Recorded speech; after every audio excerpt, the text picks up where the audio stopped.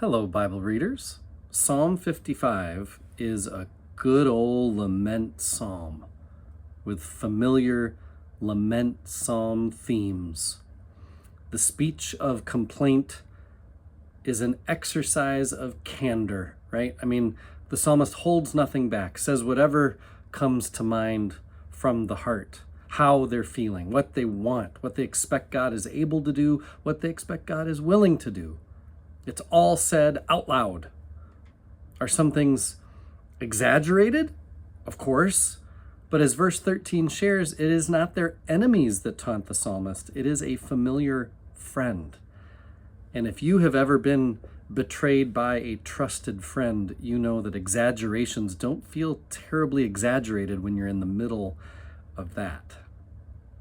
How about the poetry of the psalmist as he dreams of fleeing his social reality? I wish I had wings. I'd fly away. I'd be at rest. The second theme of lament psalms that Psalm 55 hits on is their petition to God to do something, transform the situation.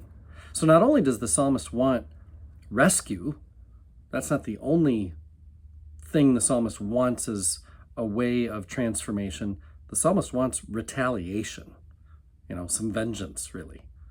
And it's not like this is the first, and it will not be the last time that the psalmist has ideas, suggestions for God as to what God should do to the other guy. But this is as pronounced and clear a time in the Psalms when the psalmist just says, my enemy should go to hell. Or the more biblical sounding version way of saying this in verse 15, let death come upon them, let them go down alive to Sheol.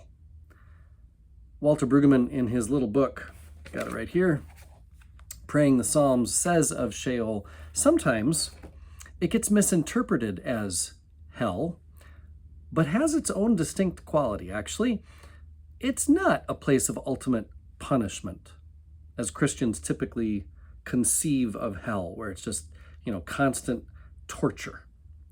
Rather, the term Sheol refers simply to a place of powerless, gray existence where one is removed from joy and connection with God. That may be worse. I don't know. Almost sounds like solitary confinement versus torture. Maybe both are just really, really bad. So lament psalms. Psalm 55 has the candor. It asks God to do something. The psalmist even has suggestions about what God should do. And then the third theme, a series of assurances, the foundation of experiences and beliefs that the psalmist has for his confidence in God.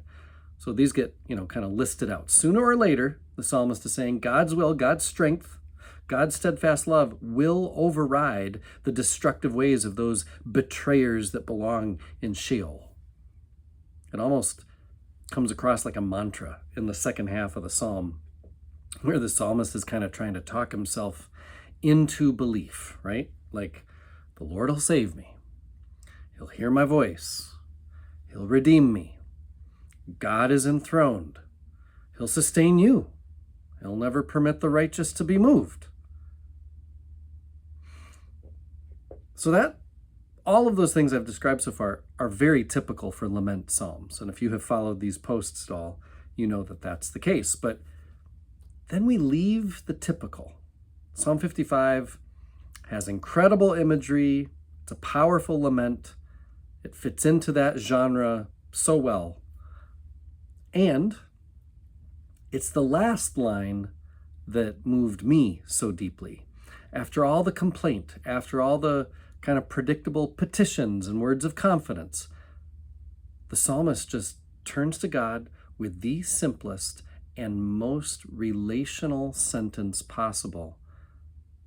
But I will trust in you. Imagine a dependent child or a loved one desperate with grief and lament, asking, pleading for you to be the you promise to be. And just looking up at you with those big eyes saying, but I will trust in you. God is reliable always in every kind of circumstance, including misery.